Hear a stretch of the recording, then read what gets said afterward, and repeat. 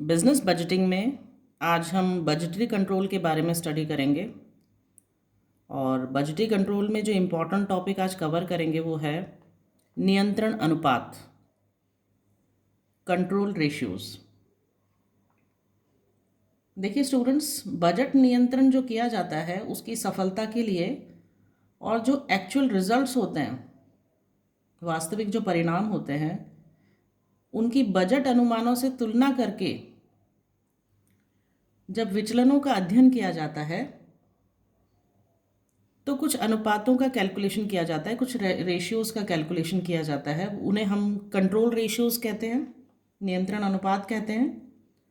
और जो ये नियंत्रण अनुपात होते हैं ये हमेशा परसेंटेज के रूप में व्यक्त किए जाते हैं।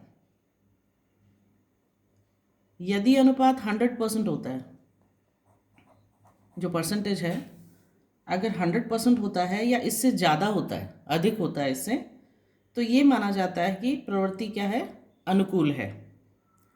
और यदि 100% से कम होता है, लेस होता है अगर 100% से, तो प्रवृत्ति को प्रतिकूल माना जाता है। कंट्रोल रेशियोज में हम बेसिकली 3 रेशियोज के बारे में स्टडी करते हैं। एक्टिविटी रेशियो यानी कि क्रियाशीलता अनुपात के बारे में पढ़ते हैं हम। फिर हम कैपेसिटी रेशियोज निकालते हैं, क्षमता अनुपात। और जो तीसरा अनुपात है वो है एफिशिएंसी रेशियो यानी कि कुशलता अनुपात। एक एक करके मैं आपको डिटेल एक्सप्लेन करूंगी। सबसे पहले देखते हैं क्रियाशीलता अनुपात। जो ये क्रियाशीलता अनुपात है, एक्टिविटी रेशियो है, इसमें क्या होता है कि यह अनुपात बजट पीरियड में, बजट की जो अवधि होती है उसमें क्रियाओं के प्राप्त स्तर का मेजरमेंट करता है। उनके प्राप्त स्तर का एक माप है, उनको मेजर करता है। इसका जो कैलकुलेशन है, इसकी गणना वास्तविक कार्यों के लिए प्रमापित घंटों की संख्या में बजटेड प्रमापित घंटों की संख्या का भाग देकर 100 से गुणा करके हम इसका कैलकुलेशन करते हैं। एक फॉर्मूला से इसको समझिए। इसका सूत्र जो है वो देखिए,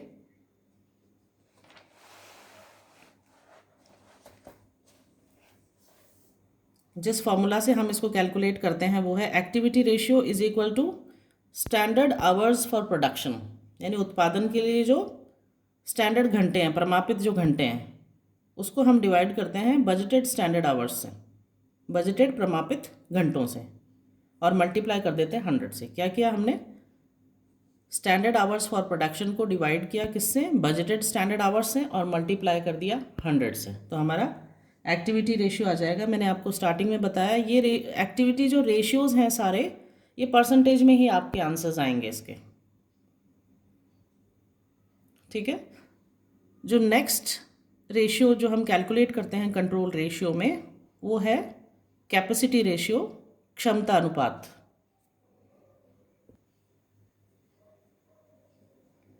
ये जो कैपेसिटी रेशियो है, क्षमता अनुपात है, यह अनुपात इस बात की जानकारी कराता है कि क्रियाओं के बजटेड घंटे क्या एवं किस सीमा तक वास्तविक रूप से प्रयोग में लाए गए हैं, यानी कि एक्चुअल आवर्स, कितना काम किया गया, जो एक्टिविटीज़ हुई है वो एक्चुअली कितनी हुई है। यह कार्यशील घंटों की वास्तविक संख्या, जो एक्चुअल आवर्स होते हैं काम करने के, का बजटेड अवधि में कार्यशील घंटों की अधिकतम संभावित संख्या के मध्य संबंध है। क्या रिलेशनशिप शो करता है, ये फॉर्मूले से समझते हैं। कैपेसिटी रेशियो रिलेशनशिप शो कर रहा है एक्चुअल आवर्स वर्कड, यानी असली में कितने घंटे काम हुआ है, और किस में कर रहा है, बजटेड आवर्स में। तो जो इसका फॉर्मूला है वो ये है कि एक्चुअल आवर्स वर्कड को हम डिवाइड करते हैं, उसमें भाग देते हैं बजटेड आवर्स का, और मल्टीप्लाई करते हैं 100 से। इस तरह हमारा कैपेसिटी रेशियो आ जाता है, क्षमता अनुपात आ जाता है। ये अनुपात भी हमारा प्रतिशत में ही आता है, परसेंटेज में ही इसको भी हम, आंसर जो होता है हमारा परसेंटेज में ही आता है। थर्ड जो रेशियो है जो हम कंट्रोल रेशियो कैलकुलेट करते हैं वो है एफिशिएंसी रेशियो। कुशलता अनुपात। अब यह जो अनुपात है उत्पादन में प्राप्त कुशलता की सीमा दर्शाता है, ठीक है। और यह उत्पादित कार्य के बराबर, जितना प्रोडक्शन हुआ है उस काम के बराबर प्रमाप घंटों को, यानी जो स्टैंडर्ड आवर्स है, उस कार्य के उत्पादन में बिताए गए वास्तविक घंटों का प्रतिशत है। और इसका कैलकुलेशन किस प्रकार किया जाता है? इसके कैलकुलेशन का जो फॉर्मूला है वो ये है, standard hours for actual production, यानी कि असली में जो उत्पादन हुआ है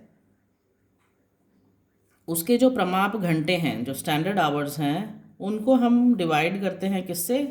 एक्चुअल आवर्स वर्क, यानी वास्तविक घंटे कितने काम हुआ है उससे, और हम मल्टीप्लाई करते हैं 100 से। तो इस प्रकार हमारा आ जाता है एफिशिएंसी रेशियो। ये तीनों ही रेशियो जो मैंने आपको बताए कंट्रोल रेशियोज़ में, एक्टिविटी रेशियो यानी कि कार्यशीलता अनुपात, कैपेसिटी रेशियो यानी कि क्षमता अनुपात, और एफिशिएंसी रेशियो यानी कि कुशलता अनुपात, तीनों को ही जब हम कैलकुलेट करते हैं तो हमारा आंसर किस में आता है? परसेंटेज में आता है। यानी कि ये अनुपात प्रतिशतों के रूप में व्यक्त किए जाते हैं। और जो सबसे इम्पॉर्टेंट पॉइंट है वो ये है कि यदि यह अनुपात 100% होता है, जो परसेंटेज आता है इनके कैलकुलेशन से, अगर ये 100% होता है या इससे ज़्यादा होता है तो जो टेंडेंसी होती है, प्रवृत्ति होती है, वो अनुकूल होती है, फेवरेबल होती है। और यदि ये जो आता है अनुपात 100% से कम होता है, ठीक है, तो जो प्रवृत्ति होती है उसको प्रतिकूल माना जाता है। कंट्रोल रेशियोज़ के बारे में जो न्यूमेरिकल आता है एग्ज़ाम में, उसमें आपको डायरेक्टली पूछा जाता है। जो आपके न्यूमेरिकल क्वेश्चन आता है उसमें कुछ डेटाज दिए जाते हैं और आपको डायरेक्टली ये पूछा जाता है कि आप कैलकुलेट करिए जो निम्न आंकड़े दिए गए हैं या जो डेटाज दिए गए हैं, जो फिगर्स दिए गए हैं, उसके अकॉर्डिंग आपको फाइंड आउट करना होता है। या तो क्वेश्चन आपको एक्टिविटी रेशियो के बारे में पूछता है, या कैपेसिटी रेशियो के बारे में, या एफिशिएंसी रेशियो के बारे में। डायरेक्टली आपको पूछा जाता है। आपको बस जो ये तीनों फार्मूलाज मैंने बताए हैं, जो सूत्र बताए हैं, ये लगाकर फाइंड आउट करना है तीनों रेशियोज़ को। इसके नेक्स्ट वीडियो में मैं आपको न्यूमेरिकल सॉल्व करके बताऊंगी कि किस तरह से ये जो तीनों रेशियोज़ हैं इनको हम कैलकुलेट करते हैं।